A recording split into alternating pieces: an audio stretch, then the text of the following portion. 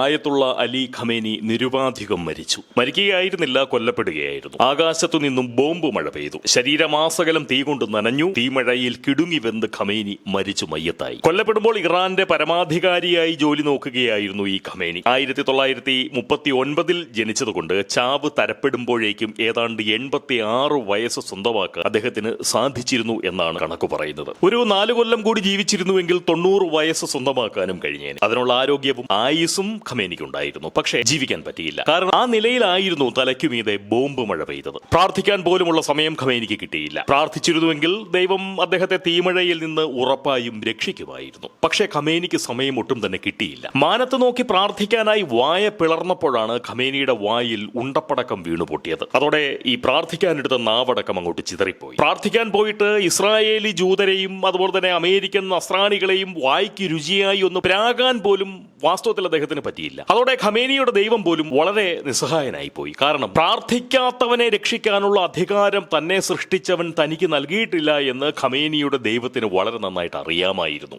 Khamenei തീമഴയിൽ നനഞ്ഞു വേവുന്നത് കണ്ട് ഖമേനിയുടെ ദൈവം സ്വന്തം ദൈവത്തെ വിളിച്ച് വല്ലാതെ കണ്ട് കരഞ്ഞു. എന്തായാലും കൊല്ലപ്പെടുമ്പോൾ നല്ല നിലയ്ക്ക് വൃദ്ധനായിരുന്നു ഖമേനി എന്നാണ് നമുക്ക് മനസ്സിലാക്കാൻ സാധിക്കുന്ന ഒരു കാര്യം. കൊന്നിരുന്നില്ലെങ്കിൽ കൂടി വൈകാതെ അദ്ദേഹം ചാകുമായിരുന്നു. പക്ഷേ ആയുസ് എത്തിച്ചാവാൻ അനുവദിക്കാതെ ഖമേനിയെ പിടിച്ച് കൊന്നുകിട്ടു. കാരണം അങ്ങനെ മരിക്കാനുള്ള, ആയുസെത്തി മരിക്കാനുള്ള യോഗ്യത ഈ ഖമേനിക്കില്ല എന്ന് ഇസ്രായേലിന് തോന്നി. അതുതന്നെ അമേരിക്കയ്ക്കും തോന്നി. അങ്ങനെ തന്നെ ബ്രിട്ടനും തോന്നി. അവർക്കൊക്കെ തോന്നിയത് തന്നെ സ്വന്തം നാട്ടുകാർക്കും തോന്നി.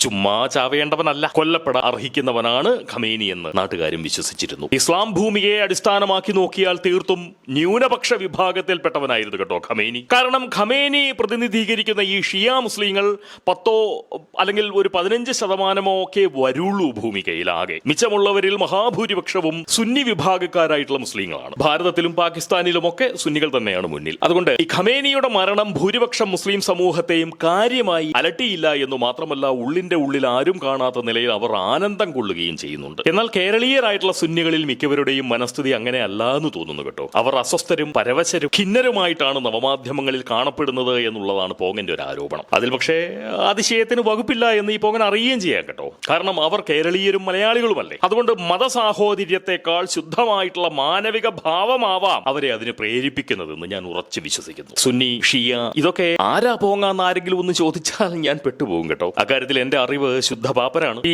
മേനോന്മാരും നായന്മാരും പോലെ, അല്ലെങ്കിൽ തീയരും ഈഴവരും പോലെ, അതുമല്ലെങ്കിൽ തെക്കും പാവരും വടക്കും പാവരും പോലെ, അങ്ങനെ എന്തോ ഒരു ഏർപ്പാടാണ് ഇതെന്ന് മാത്രമേ എനിക്ക് അറിയാവുള്ളൂ. ഈ സുന്നി ഷിയ എന്നൊക്കെ പറയുന്നത് ഒന്നാണോ എന്ന് ചോദിച്ചാൽ ഒന്നാണ്, അല്ലേന്ന് ചോദിച്ചാൽ അല്ല. ഒന്നാകുമ്പോൾ പോലും അമ്മാതിരി ഒരു തരം രണ്ടായ്മ അവർക്കൊക്കെ ഇടയിലുണ്ട് എന്ന് പറയുന്ന ഒരു വിചാരമാണ് പോങ്ങൻ വെച്ച് പുലർത്തുന്നത്. കുറ്റം പറയാൻ പക്ഷേ പറ്റില്ല കേട്ടോ അവരെ. ഈ പസഫിക്കും അറ്റ്ലാന്റിക്കും ഒക്കെ സമുദ്രമാകുമ്പോൾ തന്നെ അവർക്കിടയിൽ ഒരു ചേരായികയുടെ അദൃശ്യമായിട്ടുള്ള അതിരുണ്ട്. അദൃശ്യമല്ലല്ലോ പലപ്പോഴും ദൃശ്യമാകുന്ന അതിര് തന്നെ. അങ്ങനെ അതിരുണ്ട് എന്നുള്ളതാണ് സത്യം, അല്ലെ? അതുകൊണ്ട് ഇതൊക്കെ പ്രകൃതിയാലുള്ള പ്രകൃതമായി കണ്ടാൽ മതിയെന്ന് പറയുന്ന ഒരു വിചാരമാണ് ഞാൻ വെച്ച് പുലർത്തുന്നത്. എന്തായാലും ഈ സദ്ദാം ഹുസൈനു വേണ്ടി തൊണ്ട പൊട്ടിച്ച് തെരുവിലിറങ്ങി കരഞ്ഞു കാറിയതുപോലെ ആരും ഇതുവരെ ഖമേനിക്ക് വേണ്ടി വായ തുറന്ന് വിലാപം മുഴക്കി തെരുവിൽ കണ്ണീർ പൊഴിക്കാൻ വന്നിട്ടില്ല എന്നുള്ളതാണ് പോകന്റെ ഒരു മനസ്സിലാക്കൽ. ഇതുവരെ അങ്ങനെ ആരെയും കണ്ടില്ല. അല്ലെങ്കിൽ ഈ ഹമാസ് ഭീകരന്മാർ ശരീരം പൊടിച്ച് ഹൂറിസ്ഥാനിലേക്ക് ഏകലിംഗവുമായി പോകുമ്പോൾ മലയാളി ഹമാസനന്മാർ സാമൂഹ്യ മാധ്യമങ്ങളിലൂടെ മുഴക്കുന്ന രോദനത്തിന്റെ അത്ര മുഴക്കം ഈ ഖമേനിക്ക് വേണ്ടി ആരും തന്നെ മുഴക്കുന്നില്ല. ഭയപരമായിട്ടുള്ള വകതിരിവ് പലരെയും ബാധിച്ചിട്ടുണ്ടാവണം എന്നുള്ളതാണ് പോങ്ങന്റെ ഒരു വിചാരം. അത് വളരെ നല്ലതുമാണ്. ഭയം എന്ന് പറയുന്നത് എപ്പോഴും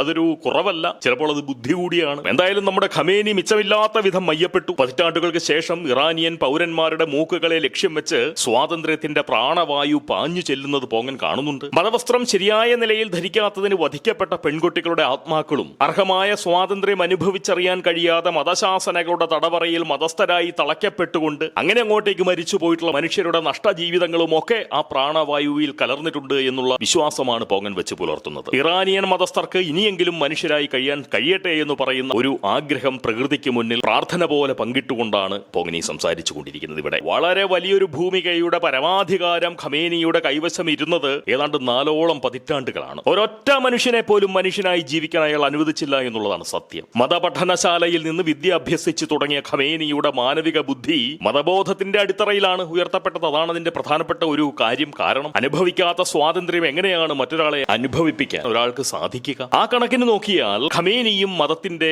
ഇര തന്നെയാണ്. ആ ഇര തന്നെയാണ് വേട്ടക്കാരനായി മതത്തിനൊപ്പം ചേർന്നതും മതശരീരം പോലെ വർത്തിച്ചതും. അതുകൂടി പറയണം, മതശരീരം പോലെ, മതത്തിന്റെ ഒരു പുരുഷ ശരീരം പോലെ അദ്ദേഹം വർത്തിച്ചു എന്നുള്ളതാണ് സത്യം. അതായത് ഇരയും വേട്ടക്കാരും ഒന്നാവുന്ന മാനവികാവസ്ഥയാണ് മതം മനുഷ്യന് നൽകുന്നത്. അങ്ങനെ ഒരു ആരോപണവും പോങ്ങൻ മുന്നോട്ട് വയ്ക്കുന്നുണ്ട്. മതത്തിന്റെ അടിത്തറയിലല്ല മനുഷ്യൻ മാനവികത പടുത്തുയർത്തേണ്ടതെന്നാണ് പോങ്ങമതം. ശാസ്ത്രബോധം കൊണ്ടും മാനവിക ബുദ്ധി കൊണ്ടും അടിത്തറ തീർത്ത് അതിനു മുകളിൽ മതം കയറ്റി വെച്ചാൽ ആ മതം സമൂഹത്തിന് ഉതകും. ഖമേനി സ്വന്തം സാമ്രാജ്യം മതത്തിന് മുകളിൽ നിർമ്മിച്ചു. മതത്തിനു മുകളിൽ ഫലമെന്തായി? വായിൽ ഉണ്ടപ്പടക്കം വീണു, തീമഴയിൽ നനഞ്ഞു വെന്തു, നാട്ടുകാർ ചാവാഘോഷം തുടങ്ങി. അതായിരുന്നു ഫലം. അതെന്തായാലും ഖമേനിയുടെ കഥ കഴിഞ്ഞു. ഖമേനിയുടെ ആരാധകരോട് ഒരു കാര്യം പറഞ്ഞുകൊണ്ട് പോങ്ങൻ നിർത്തുകയും ചെയ്യാം. ഈ കഥയും പോങ്ങൻ കഴിക്കാം. അതായത് കടുത്ത ദേശവിരുദ്ധ ബുദ്ധിയോടെ വെറും മതസ്ഥരായി കഴിഞ്ഞുകൊണ്ട് ഹമാസ് ഭീകരർക്ക് മലയാളത്തിൽ ജയ് വിളിക്കാൻ പരിവർത്തിത ഹമാസനന്മാർക്ക് ഈ മണ്ണിൽ സാധിക്കുന്ന സാമൂഹ്യ അവസ്ഥയുടെ പേരാണ് കേട്ടോ സ്വാതന്ത്ര്യം എന്നത്. കിട്ടിയോ? ഇറാനിൽ അതുണ്ടായിരുന്നില്ല. അതുകൊണ്ട് പറയുകയാണ്, എല്ലാത്തിനും ഒരു പരിധിയുണ്ട് എന്ന് മതസ്ഥർ മനസ്സിലാക്കണം. ഇസ്രായേലിന്റെയും അമേരിക്കയുടെയും മിസൈലുകൾ പറക്കാത്ത ഒരു ആകാശത്തിന് കീഴിൽ ഹമാസനന്മാർക്ക് ജീവിക്കണമെങ്കിൽ ഇന്ന് ഭാരതത്തിൽ വരണം. ആ ബോധം നഷ്ടപ്പെട്ട മതബാധയുടെ കുത്തലിൽ കൂടുതൽ വായ പിളർന്നാൽ അണ്ണാക്കിൽ ചെറിയ ഉണ്ടപ്പടക്കങ്ങൾ ഇവിടെയും പൊട്ടിയെന്നു വരാം.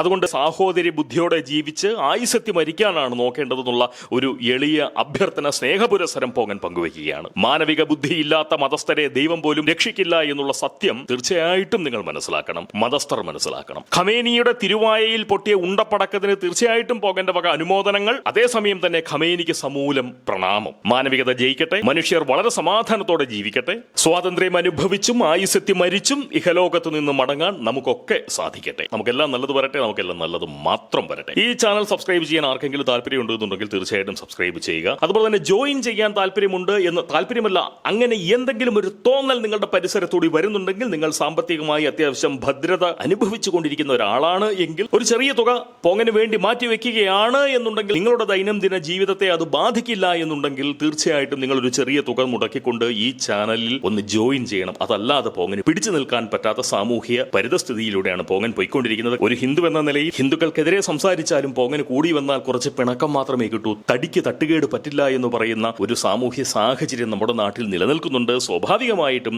സ്വതന്ത്ര ബുദ്ധിയോടുകൂടി നമുക്ക് സംസാരിക്കാനും ചിന്തിക്കാനും പ്രവർത്തിക്കാനും സാധിക്കുന്ന ഒരു സാഹചര്യം ഇവിടെ തൽക്കാലമെങ്കിലും നിലനിൽക്കുന്നുണ്ട് എന്ന് പറയുന്ന ആശ്വാസത്തോടുകൂടി പോങ്ങൻ ഈ സംസാരം ഇവിടെ നിർത്തുകയാണ്. അതുകൊണ്ട് തീർച്ചയായിട്ടും ആർക്കെങ്കിലും ജോയിൻ ചെയ്തുകൊണ്ട് പോങ്ങന്റെ രക്ഷകർത്താക്കളാവാൻ സാധിക്കുന്നവർ ആ ഒരു അവസരം പ്രയോജനപ്പെടുത്തുകയാണ് എന്നുണ്ടെങ്കിൽ തുടർന്നും കൂടുതൽ ഉശിരോടുകൂടി സംസാരിക്കാൻ എനിക്ക് സാധിക്കുമെന്ന് പറയുന്ന ഒരു തോന്നൽ ഉള്ളിലുള്ളത് കൊണ്ടാണ് ഞാൻ ഈ ഒരു അഭ്യർത്ഥന മുന്നോട്ട് വയ്ക്കുന്നത്. സാധിക്കുന്നവർ സബ്സ്ക്രൈബ് ചെയ്യുക. അതിലും കൂടുതൽ സാമ്പത്തിക ഭദ്രതയുള്ള ആളുകൾ ഈ ചാനൽ ഒന്ന് ജോയിൻ ചെയ്യുക. വളരെ സന്തോഷം, വളരെ സന്തോഷം, വളരെ സന്തോഷം. സ്നേഹം. നമുക്ക് ഇനിയും കാണാം. അടുത്ത സംസാരത്തിലൂടെ നമുക്ക് വീണ്ടും കേൾക്കാം. അടുത്ത വീഡിയോയിലൂടെ നമുക്ക് വീണ്ടും കാണാം. എല്ലാവരോടും നല്ല നമസ്കാരം പറഞ്ഞുകൊണ്ട് പോങ്ങൻ ഈ സംസാരം ഇവിടെ അവസാനിപ്പിക്കുകയാണ്. നമുക്കെല്ലാം നല്ലത് വരട്ടെ, നമുക്കെല്ലാം നല്ലത് മാത്രം വരട്ടെ. സ്നേഹം.